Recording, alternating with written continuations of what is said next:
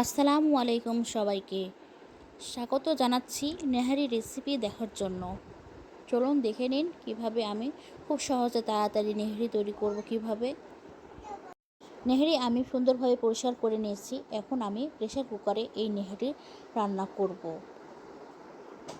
আমি 2 কেজি নেহারি নিয়েছি রান্না করার জন্য। এক এক এলাকায় এক এক রকমের নেহারি রান্না করা হয়।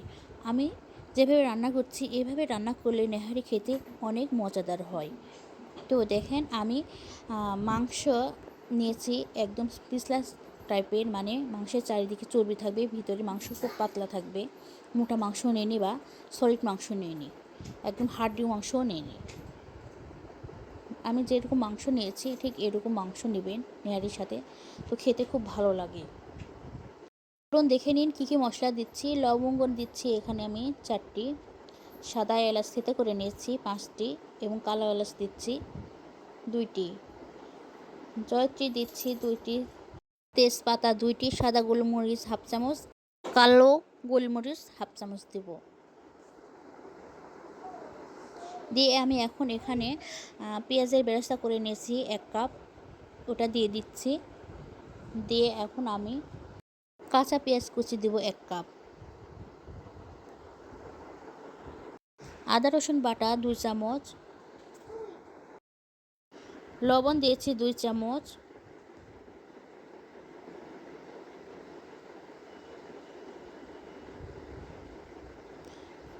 মরিচের গুঁড়া 1 চামচ দিব। এতে বেশি ঝাল ভালো লাগে না, আমি শুকনা মরিচ এবং কাঁচা মরিচ পরে দিব। ধনিয়া গুঁড়া 1 চামচ, জিরা গুঁড়া 1 চামচ,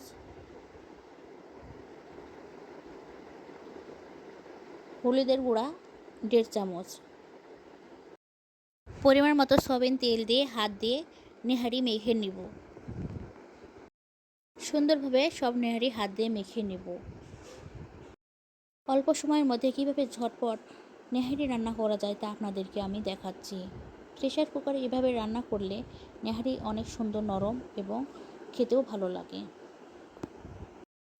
যেহেতু নেহারি থেকে কোনো পানি বের হয় না, জন্য আমি নেহারিতে আড়াই মগ পানি দিয়ে নেহারি কষাবো এবং সিটি দিয়ে নেহারি সিদ্ধ করে নেব।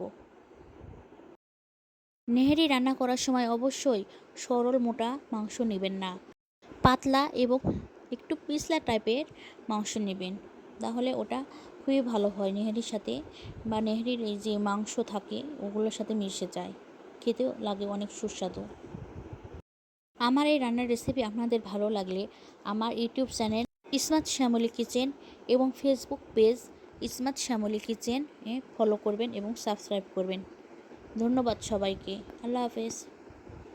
আমি 10 মিনিটের মতো মাংস কষাবো, তারপর লবণ ঝাল ঠিক আছে নাকি তা দেখব।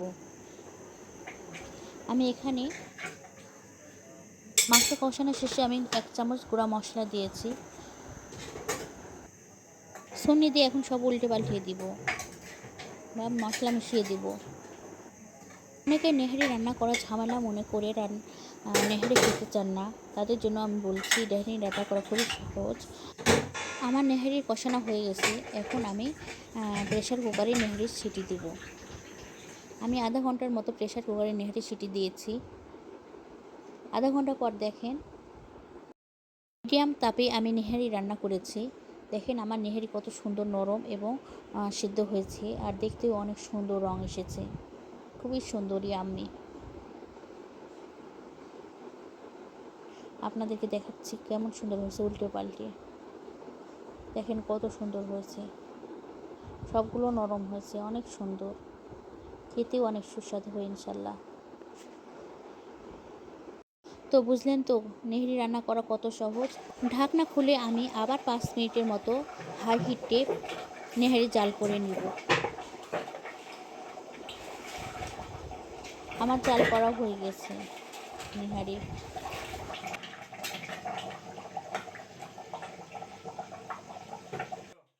নেহারি বাগার দেওয়ার জন্য আমি পরিমাণ মতো তেল নিব। নিয়ে আমি তেল গরম হলে 3টা শুকনা মরিচ হালকা ভেজে নেব। শুকনা মরিচ ভাজা হলে আমি 2টা রসুন কুচি দিব আর 2টি পেঁয়াজ কুচি দিব। দিয়ে আমি এগুলো হালকা ভেজে নেব।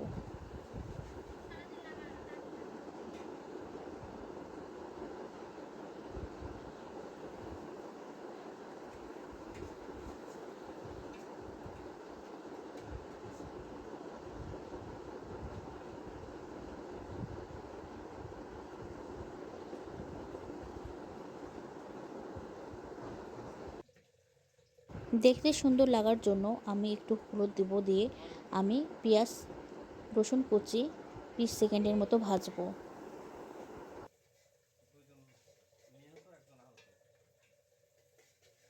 20 সেকেন্ড পর আমি 1 চামচ গোটা জিরা দিব। দিয়ে আবার একটু ভেজে নেব। পেঁয়াজ রসুন কুচি কাঁচাও নয় আবার পুড়েও নেই, ঠিক এই অবস্থায় আমি নেহারিগুলো ঢেলে দেব।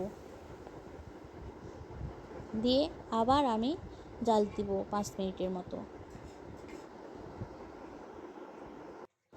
এই নেহারি রুটি, পরাটা, চালের রুটি এগুলোর সাথে খেতে অনেক ভালো লাগে।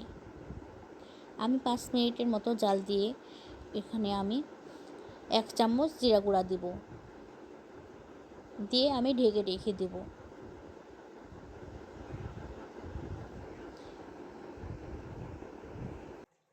দেখুন নেহারির ঝোল কত সুন্দর ঘন গাঢ় হয়েছে আর দেখতে অনেক সুন্দর হয়েছে।